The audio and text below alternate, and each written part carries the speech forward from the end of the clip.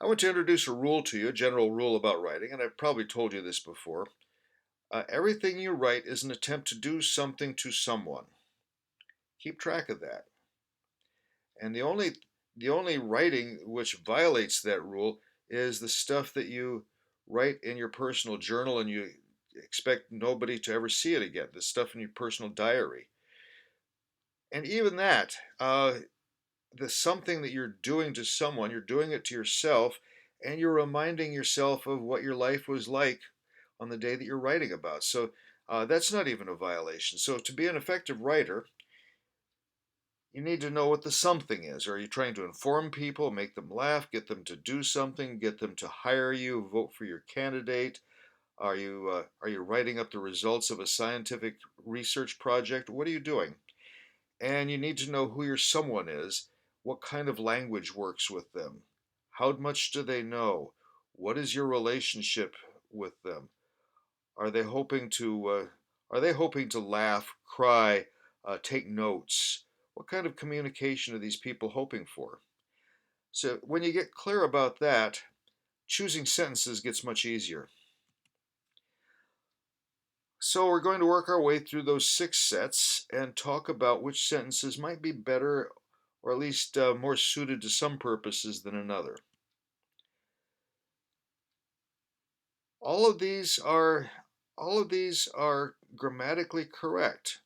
Correct is not the same as good style, and sometimes a good style sentence for one use would not work at all well in another use. So here's the first set. Here's why I like sentence A. It's simple, direct, begins with the subject. Most female mosquitoes need a meal of blood to produce a family. In general, stripping out useless words makes a sentence better, makes it stronger. After you leave English class, you will no longer be trying to come up with enough stuff to fill a minimum word count. And when you're writing to fill a minimum word count, it's really obvious, it's really boring, and it's just poor writing. So that in order to, we could at least take off in order to produce a family most female mosquitoes need. That would make a better sentence already. And then passive voice. C is passive voice. A meal of blood is needed by. One thing about passive voice is that it takes at least 3 times as long to read a passive voice sentence as an active voice sentence. And that's why you feel like you're trying to run when you're up to your armpits in water or something, when you're reading a whole page of passive voice sentences. It just takes forever, and you lose track of what it's all about. Sleepy, wordy. Um, what's the real point here?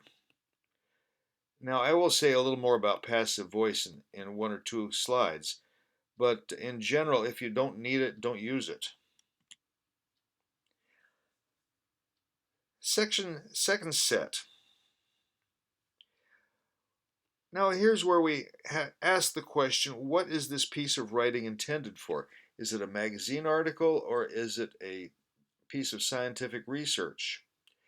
The dash is sort of a breezy punctuation, and you might not want to use it in formal laboratory writing. Um, aside from that, there's not much to choose between A and B.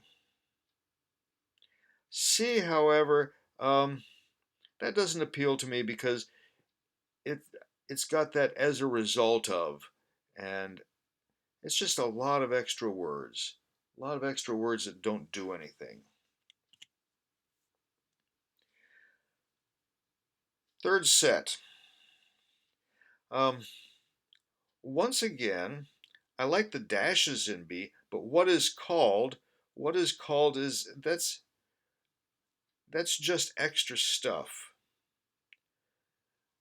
I like A better because at least it takes off a couple of extra words. She gets the blood by jabbing a long, thin tube called a proboscis into the victim's skin.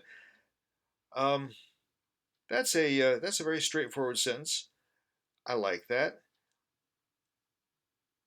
Now, Sentence C. I know I was campaigning against passive voice. However, research papers in general are very passive voice because research papers in general are talking about the results. They want to know what happened. They have very little interest in who did it in most cases. And so C might be what you would find in a research paper about how mosquitoes operate and what happens to them.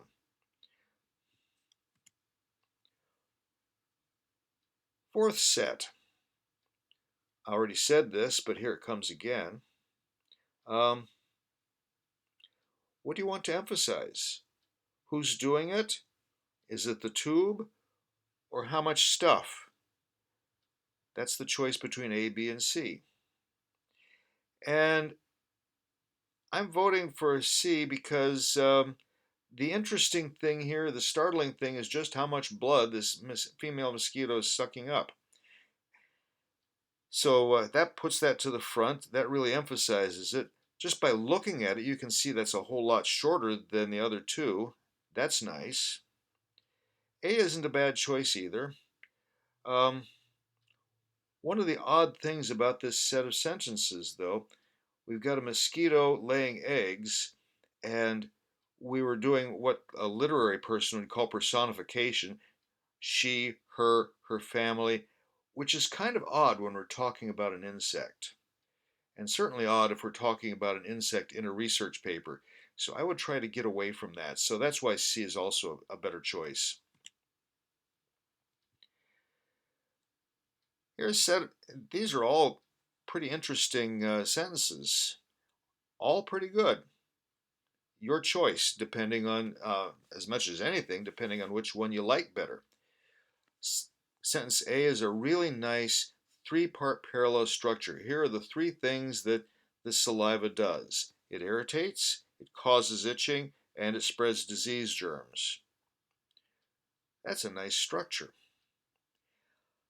Sentence B is a little tricky, and sometimes this causes trouble. This idiom, not only but also. You have to have both sides. If you're going to fire up a sentence with, not only was Hermione the smart one, period, and we're sitting there saying, what else? What else? We're waiting for the but also. So the not only demands the but also or some similar response at the last half of the sentence. It's tricky, but it does emphasize that the two things are equal.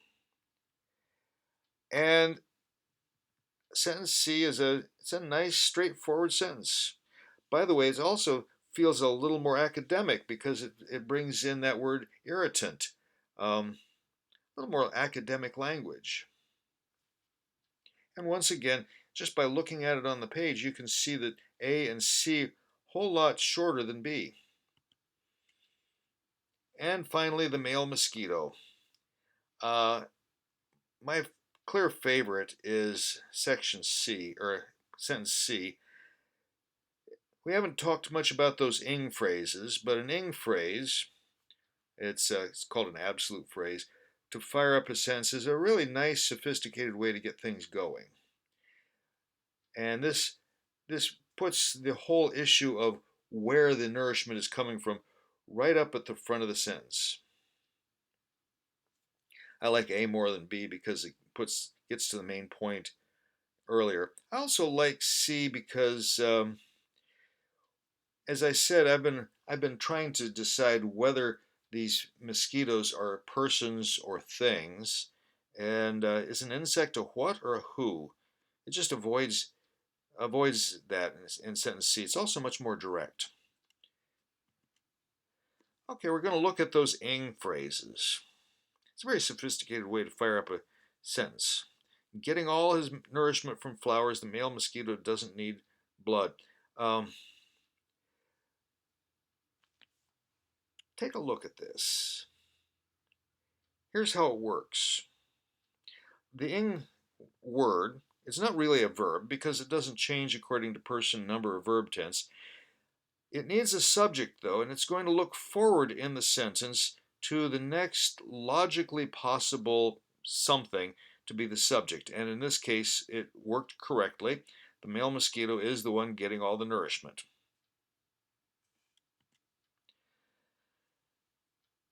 We have trouble with this, and you'll see this in published work. This is a very common error, and I find it a very irritating error, and it's kind of a stupid error. Although it's easy to fall into that, especially if you're not used to it. Here are two that I picked up from old textbooks. Feels pretty good. Hobbling across the street with a cane, the school bus hit the old man. As a baboon who grew up in the wild, I knew Wiki had special needs. Applying the rule, there's that ing phrase, hobbling. What's the next logically possible subject? So the school bus is what's hobbling across the street with a cane. Hobbling across the street with a cane, there's a school bus. Kind of an interesting picture. The baboon. This is not exactly an ing phrase, but it works the same way. It's an absolute phrase, as a baboon who grew up in the wild, which governs the entire sentence following, and a comma after it, of course. And I'm looking forward for something that can be a subject or something that can be a referent for the baboon. Obviously, it's me. I'm the baboon. And you can't fix this by punctuation. The only possible repair is to rearrange things. So you're not saying something silly like saying that the school bus is hobbling across the street or saying that I am a baboon. The only way you can do it is to shove things around so the old man is the next thing you hit. Hobbling across the street with the cane, the old man was hit by the school bus. Okay, we've got to have a passive voice sentence, but I've got to do that to get the old man next. And the baboon phrase, this isn't exactly an ing phrase, but it works pretty much the same way. As a baboon who grew up in the wild, and I shoved Wiki to the front of the main clause rather than me. So now it's completely obvious that Wiki is the baboon, not me. And that's how that works. So the question today was, how do you choose what's the good sentence? And once you've got grammatical sentences that are clear and straightforward and don't have errors in them, your next choice is, what are you trying to do and who are you trying to do it to? And that's going to be the kind of thing that helps you decide that question.